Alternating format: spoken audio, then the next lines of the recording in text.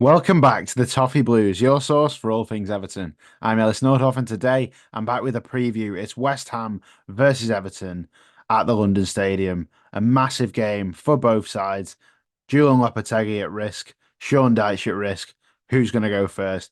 Who knows? Big game for Everton after that absolutely horrific result last week against Southampton. There's not much more I can say about that. It's just unacceptable, wasn't it? You cannot lose to that Southampton side. They might keep a lot of the ball, but they have no quality really. And we got beat by that one Armstrong goal. It's very disappointing, and they have to do something to rectify it this week before the international break. So let's start by looking at the teams. So Sean Dash has done his press conference, which don't know how many of you are watching anymore. Some people get really frustrated by the cliches and the similar things that he says. Some people just want to hear just to kind of be able to hear what he said, even if they don't really agree with it. And I tend to watch everyone, but I am starting to get a bit frustrated with the same things coming out. And he did say that Seamus Coleman, although he's been called up to the Ireland squad, is injured. So that's one less man to call on, although he hasn't really been available the last few weeks anyway. So it doesn't really matter for this one, but it's a bit disappointing to see Seamus injured again. And, this could be his final season at Everton. So I really hope he gets fit soon and can get playing some games for us. But someone who should maybe be playing games for Everton this season is Nathan Patterson. He seems to be fit, so could we maybe see him in this game? I think it might be only if he changes the system.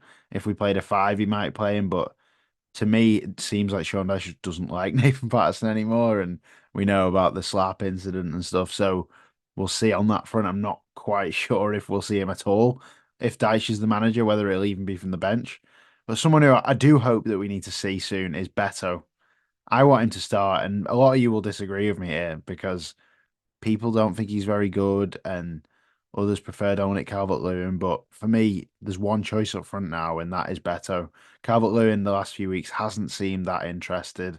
His performance levels aren't there, and I completely understand when fans say even when he isn't scoring goals, he is putting a shift in. He hasn't been doing that of late, so I think it's time for him to get pushed and to leave the side, let Beto play, and then give Dominic Calvert-Lewin something to do. He needs to earn his spot back in that side so he can then earn his move whenever he does want his move, whether that's January and summer.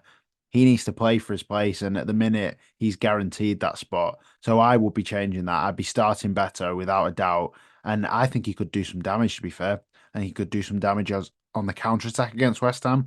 I think perhaps in away games he might even work quite well. Just if we can have that out ball, play a through ball to Beto, let him run at defences. We saw with Jan Bednarek last week, he nearly got him sent off. He arguably should have got him sent off.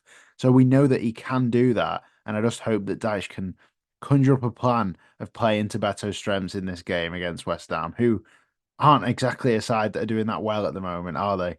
Another player to talk about, Ilman and Dye. He needs to be more involved in games. He has to be.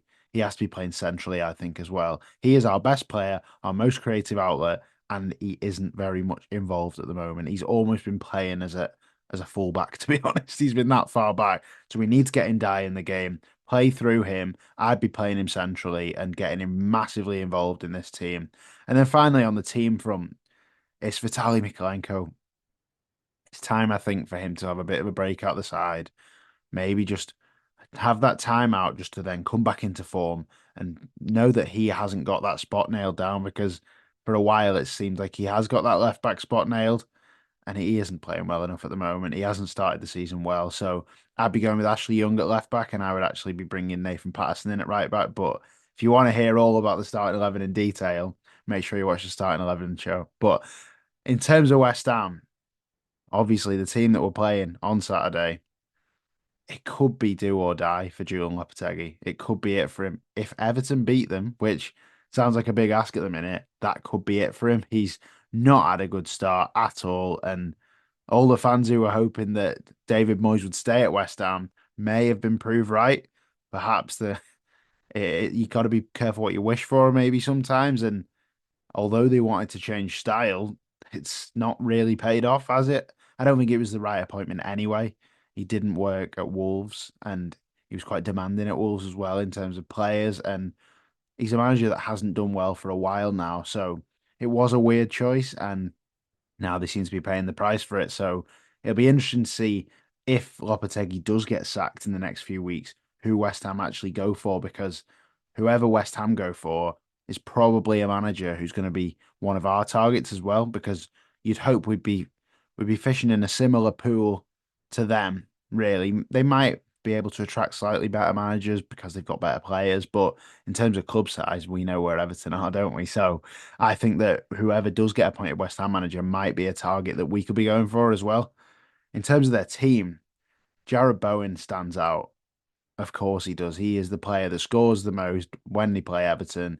He often gives a lot of teams a lot to worry about every time he plays. He's a goal scorer, he's direct, and he's just a really hard-working player as well. Someone who we could have had when he was at Hull. We didn't get him. It's another one of those missed players that we could have had. He is a massive player for them. Mohamed Kudus will not be playing. Another player we could have had.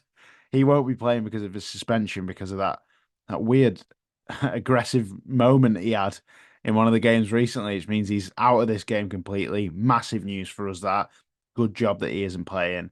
And in terms of the rest of the team, of course, Lucas Paqueta, they've got a good side, haven't they? They've brought players in who are now at that next level. Max Kilman, quite a decent defender for Wolves, Jean-Claire Todibo as well. So in terms of personnel, there's a lot of very, very big names there, isn't there? And really, they're just not getting the best out of them at all. Crescencio Somerville seems to have pushed his way into the team a bit more now, and we saw what he could do at Leeds. He obviously scored at Anfield against Liverpool, which was great for us to see. But can we deal with him? Is he going to prove to us that we should have signed him instead of wasting all that time on Nonto? Who knows? But West Ham will be a threat, and we have to make it hard for them. We can't just go and sit back and take all the pressure off them, because they're going into this game with a lot of pressure on them. They're going into this game with the chance that the manager could go, the team could be close to the relegation zone, a team that should be nowhere near it, and we're playing them with an opportunity to get them while their confidence is low, and we have to really take advantage of that. I don't know if we will though, because at the moment we know how Dyche tends to set up, and he doesn't really instill that mindset into the players to go and take a game on and go and beat a team and even just fly out the blocks at them and go and get an early goal. I don't think he's going to do that. So we might make life easy for West Ham, which would be the absolute worst thing we could do, really. If we let them have the ball, ease themselves into the game, get the crowd up and stuff, it's not going to be ideal for us at all. And then if we go behind, we know exactly what will happen from there. So I hope that there's a change of mentality from Dyche, and I hope that the players can somehow just conjure something up to get the first goal, because we can't let these have an easy ride. And that is the most important thing about this game. Whether Lopetegui will get sacked after this or not, who knows? But we have got to do our best to make sure that we make an attempt to at least make sure that he's the one that loses his job rather than Sean Dyche. Whether some people would want it to be Sean Dyche or not, I think we could all agree that we want Everton to win this game. So hopefully we do. In terms of us, there's a lot of selection decisions, like I mentioned before. We have to go and set up to win, but is Dyche going to do that? I'm not really sure. We're lacking a lot of confidence ourselves at the moment. We haven't been that solid defensively. We don't create many chances, do we? And poor Dominic Calvert-Lewin, however much I don't have a load of sympathy for him anymore because of his behavior, really, his actions in terms of not wanting to stay anymore, in the way that he's almost left that contract just sat waiting for us. I think I still feel that he should probably be given a bit more in terms of service from the Everton players. I don't think he gets enough, really, and he hasn't been working hard enough. That is a fact. But he just doesn't get any crosses into the box, does he? We need to start doing that. And I think I mentioned the other week, Sean Dyche said in a post-match press conference that we brought Beto on and we decided to get crosses in because Beto was on. And I'm thinking, so has Dyche instructed the players not to cross the ball to Dominic Calvert-Lewin? Because that's one of the things that he's best at. He leaps like a salmon at times, doesn't he? He's got a really big leap on him. So I hope that suddenly he's going to go and get him involved in terms of crosses as well. If we move McNeil to the left, you might then get crosses in. He's got the numbers in the centre. But in terms of the general team setup, it doesn't seem to work with McNeil in the centre. So I'd be having him wide and getting crosses into Dom because that's where Dom thrives. That season under Carlo Ancelotti, when he scored goals, was when he was scoring a lot of goals inside the box, first time finishes when he doesn't have to think about it. First time finishes, first time headers. So that's what we need to do to get Dom in the game. As I said earlier, got to get Ndai in the game as well. And I think Oral Mangala could be an important cog in this game in our system because in away games he can just settle you down a bit. He's good on the ball, which our midfielders quite notably aren't. He will get that ball and just settle everyone down, keep possession for a bit, which is something we've struggled so much in recent games. Just actually settling for a second, keeping the ball and regrouping. This is it's a bit of a tangent, but this is why I don't think the style that we play is sustainable because if you are chasing the ball all game, how are you going to expect to be there in the last 10 minutes, fit and firing, ready to go and ready to score a late goal or stop a late goal? We are spending most of the game running after players, and I just don't think that can work long term. I don't think that is a sustainable way of creating a side that can go and win games often. So I hope that the next manager, whenever that is, whether it's this season or next season, wants to keep the ball a little bit more. I understand that overplaying isn't right. We don't want that. Well, it's just about using the ball well when you get it. I'm not asking for us to play 100 passes for every goal. It's just when you get the ball, just keep it for a couple of minutes, give yourself some respite. And that's what we need to do, especially in big away games like this. So, overall, can we do it? I need to know your thoughts. I am not confident at all. It's ringing alarm bells of that game under Frank Lampard where he got sacked, where it was a horrible day. I was in the away end at West Ham. It was eerie, it was quiet, and you just knew that something bad was going to happen that day. And in the end, we got beat, and Lampard was sacked. Could Sean Dyche suffer the same fate? I think a lot of Evertonians would want that to happen. Some may not. The club are probably wanting just wanting to make sure he gets some results soon because they do not want to have to make a decision mid-season. But it's a big game. It's undoubtedly a big game. And going into the international break, we have to make sure we go into it with a bit of positivity because another 2 weeks of mulling over the way Everton are playing at the minute, I don't think Everton fans could take it. I don't think the players could take it. And well, we don't know what the manager thinks, do we?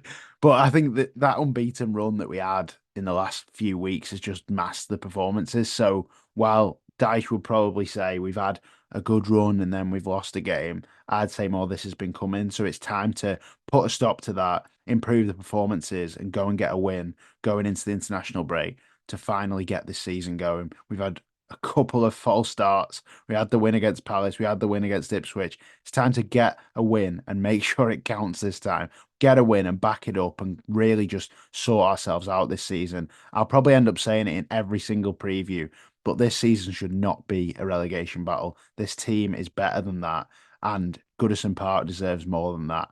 So I think that's a good way to end it, really, isn't it? Please let me know your prediction for the game. Do you think we can win? I certainly hope we can. I'm gonna go with a 1-1. I think it's gonna be a tight game, a horrible game, and we're gonna get a point. And I imagine Dyche could just cling on to the job with that, and maybe Lopetegui could as well. We've got a very, very tough run coming up and an international break. So get that win, get home from London and get back to Liverpool and focus on these 2 weeks on improving this side. But I do hope you've enjoyed. Let me know your thoughts on the team as well. Who would you be starting? Would you bring Branthwaite back? Yes, definitely I would. But I hope you've enjoyed the video and I'll speak to you next time.